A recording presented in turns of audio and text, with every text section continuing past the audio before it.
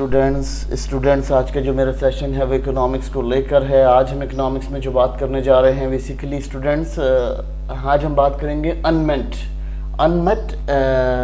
Needs. यानी unmet needs क्या होती हैं कि देखिए स्टूडेंट्स, हम लोगों को कुछ ऐसी सिचुएशन से गुजरना पड़ता है जहां सप्लाई और डिमांड दोनों एक दूसरे के अपोजिट आ जाती हैं। यानी जितनी सप्लाई होती है उस सूरत में डिमांड ज़्यादा हो जाती है और सप्लाई कम हो जाती है। जब वो सूरत हाल पैदा होती है तो उसको हम कहते हैं अनमेट नीड इन इकोनॉमिक्स। यानी आपकी क्या होती है कि आपकी ज़रूरियात पूरी नहीं हो पाती। लोकल रेजिडेंट्स जो होते हैं उनकी जो ज़रूरियात हैं वो पूरी नहीं हो पाती और टोटली वो सेटिस्फाइड नहीं हो पाते। तो इसे कहते हैं अनमेट नीड इन इकोनॉमिक्स।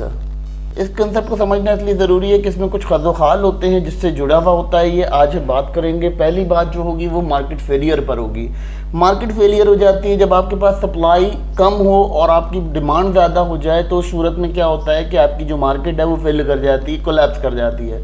इसको मार्केट कोलैप्स भी कहते हैं और मार्केट फेलियर भी कहते हैं। देखिए इकोनॉमिक्स में मार्केट फेलियर होती क्यों है? जब आपकी देखिए एक तो या तो आपकी आबादी बढ़ जाए या आपका डेमोग्राफिक रेशो बढ़ जाए। या आपका डेमोग्राफिक रेशो बढ़ गया तो ऑलमोस्ट आपकी जो इकोनॉमी है उसके अंदर क्या होगा, उसके अंदर आपका जब डेमोग्राफिक रेशो बढ़ेगा तो सप्लाई कम होने लगेगी और कम होने की वजह से कंजप्शन ज़्यादा हो जाएगी। लोग कंज्यूम करने लगेंगे। जब वो ज़्यादा कंज्यूम करने लगेंगे तो ये सिस्टम आपके लिए काफ़ी ज़्यादा प्रॉब्लम क्रिएट करेगा जिससे आपकी मार्केट फेल हो जाएगी।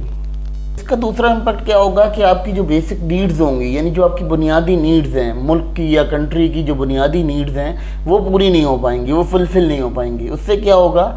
उससे ये होगा कि आपका जो कंज्यूमर होगा, कस्टमर होगा, वो बहुत ज़्यादा कंफ्यूजिंग हो जाएगा कोई भी डिसीजन मेकिंग करते हुए। इकोनॉमिक डिसीजन मेकिंग में उसको प्रॉब्लम्स आएंगी। उस प्रॉब्लम्स की वजह से क्या होगा कि आपका जो रिजल्ट होगा, आपका जो इकोनॉमी होगी वो रिजल्ट ओरिएंटेड नहीं होगी, जिसकी वजह से आपको काफ़ी प्रॉब्लम्स फेस करनी पड़ सकती हैं। तो ये क्या होता है, ये आपकी बेसिक नीड्स आपकी जो उसके ऊपर सैंक्शनाइज हो जाता है और उसकी वजह से क्या होता है कि आपकी जो बेसिक नीड्स हैं वो फुलफिल नहीं हो पाती हैं। आपकी जो डिमांड है वो क्लियरली आइडेंटिफाई नहीं हो पाती। अब इसमें एक और सिस्टम ऐसा आता है कि अनइक्वलिटी आ जाती है। अनइक्वलिटी क्या होती है? ये इनइक्वलिटी या अनइक्वलिटी कह लेते हैं हम इसको, कि आपकी जो आपकी वेल्थ है या आपकी जो डिस्ट्रीब्यूशन ऑफ वेल्थ है वो प्रॉपर नहीं हो पाती। देखिए इसकी सिचुएशन क्या हो जाती है। लेट सपोज आपके पास अगर कोई कंजप्शन की मद में देखा जाए तो कंजप्शन की मद में इजाफा जब होता है जब आपके पास पैसे की रवानी हो। लेकिन जब पैसे की फरावानी नहीं होगी, जब पैसे की सप्लाई नहीं होगी तो ऑलमोस्ट कंजप्शन भी आपकी डैमेज हो जाएगी, जिसकी वजह से क्या होगा कि आपकी डिमांड भी नहीं बढ़ेगी और आपका जो सप्लाई होगा वो भी जो है स्टक हो जाएगा। जब दोनों स्टक हो जाएंगे तो उस सूरत में ऑटोमेटिक एक सिचुएशन क्रिएट होगी जो सिचुएशन इनइक्वलिटी ही होगी, जिसकी वजह से आपके लेबर को वेजेस नहीं मिलेंगे, आपके काम करने वालों को वेजेस नहीं मिलेंगे, आपके जो डिफरेंट डिपार्टमेंट्स हैं उनको जो सिस्टमेटिकली उनको चीज़ें मिलना बंद हो जाएंगी। जब आपकी मार्केट फेलियर होगी तो ऑलमोस्ट मार्केट फेलियर का जो इम्पैक्ट आएगा वो क्या आएगा, वो पब्लिक गुड्स पर आ जाएगा। देखिए पब्लिक गुड्स पे कैसे आएगा कि आपको टैक्स जनरेट होना बंद हो जाएगा, आपका टैक्स जनरेशन रुक जाएगी, आपकी चीज़ें रुक जाएंगी। आपके पास जब आपके पास इकोनॉमी में चीज़ें जो जैसे कहना चाहिए परचेजिंग और जो प्रोडक्शन है वो साइड रुक जाएगी। जब प्रोडक्शन और कंजप्शन साइड रुक जाएगी तो ऑलमोस्ट आपके जो पब्लिक गुड्स होंगे उनके ऊपर भी नुकसान होगा। यानी पब्लिक सेफ्टी के ऊपर पब्लिक प्रॉब्लम्स आएंगी, पब्लिकली आपको काफ़ी प्रॉब्लम्स रहेंगे। इदारे भी आपको जो पब्लिकली सपोर्ट करते हैं वो इदारे भी आपके हक में काम नहीं कर पाएंगे। तो इस वजह से आपको ज़्यादा प्रॉब्लम्स फेस करनी पड़ सकती और आपकी ये प्रॉब्लम्स क्रिएट हो सकती हैं मज़ीद आगे जाकर। इसका हल क्या है? इसका हल जो है गवर्नमेंट पॉलिसीज़ हैं। अगर इस तरह का कोई पोजीशन आ जाती तो गवर्नमेंट की कोई पॉलिसीज़ बनानी चाहिए।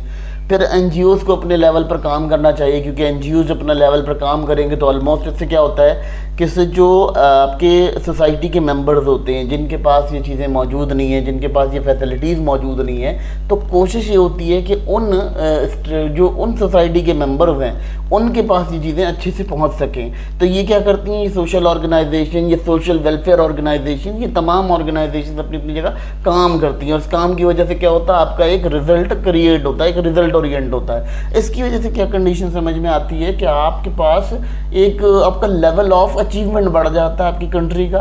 तो आपको उसके लिए गवर्नमेंट ऐसी पॉलिसीज़ बनानी पड़ती हैं जिससे आपका जो तबका है जो पिस रहा है इस तमाम प्रोसेस के अंदर, तो आप उसको कैरी कर सको। और कैरी करने के अलावा अगर हम बताते हैं एनजीओज़ के प्रोसेस, तो एनजीओज़ भी फलाही इदारे होते हैं। फलाही इदारे क्या करते हैं, वो आपके लिए आपको ही स्टेबलाइज करने की कोशिश करते हैं, इस सिचुएशन से निकालने के लिए कुछ हद तक काम करते हैं। बाद में ये फेलियर की तरफ जाते हैं, क्योंकि ये अगर लॉन्ग टर्म चले सिचुएशन तो प्रॉब्लम करती है, शॉर्ट टर्म में थोड़ा फ़ायदा दे देती है।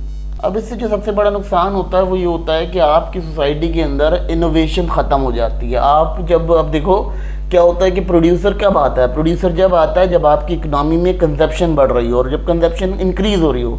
अब जब ये कंजप्शन इंक्रीज़ हो रही है day by day today, आप देख रहे हो कि कंजप्शन इंक्रीज़ हो रही है, मगर क्या हो रहा है कि उस कंजप्शन की वजह से आपके पास सप्लाई के लिए जो है रिसोर्सेज मौजूद नहीं है। देखिए सबसे बड़ी चीज़ ये है कि आपकी जो रिसोर्सेज है ना वो बहुत इंपॉर्टेंट होती है कंट्री के लिए। अगर आपकी रिसोर्सेज नहीं मिल रही हैं तो ऑलमोस्ट आपको क्या करना पड़ेगा, आपको अनमेट डिमांड्स के ऊपर जाना पड़ेगा, अनमेट नीड के ऊपर जाना पड़ेगा। जहाँ पर प्रॉब्लम क्या आएगी आपके पास, आपको प्रॉब्लम ये फेस करनी पड़ेगी कि आपकी जो सिचुएशन होगी वो इनोवेशन की तरफ नहीं जा रही होगी, आप उसमें कोई जिद्दत नहीं ला रहे होंगे, आपके काम के तरीके पुराने होते चले जाएंगे, आप पुरानी चीज़ों पर जाते रहेंगे। लेट सपोज आप देखिए कि कोई चीज़ की कॉस्ट बढ़ रही है, प्रोडक्टिविटी की कॉस्ट बढ़ रही है, तो लोग क्या करते हैं, वो ओल्ड चीज़ों के ऊपर काम करने लगते हैं, ओल्ड टेक्निक्स के ऊपर काम करके अपनी प्रोड्यूस गुड्स के प्रॉफिट को इंक्रीज़ करने लगते हैं। तो ये बड़ा एक इंपॉर्टेंट इम्पैक्ट पड़ता है, बहुत ज़्यादा प्रॉब्लम आती है कि लोग इसमें फिर इनोवेशन की तरफ नहीं जाते बल्कि वो अपनी ओल्ड टेक्निक्स के ऊपर काम कर रहे होते हैं। अगर अब हम ये बात करते हैं तो ये बात अब हम क्यों कर रहे हैं, ये बात हम इसलिए कर रहे हैं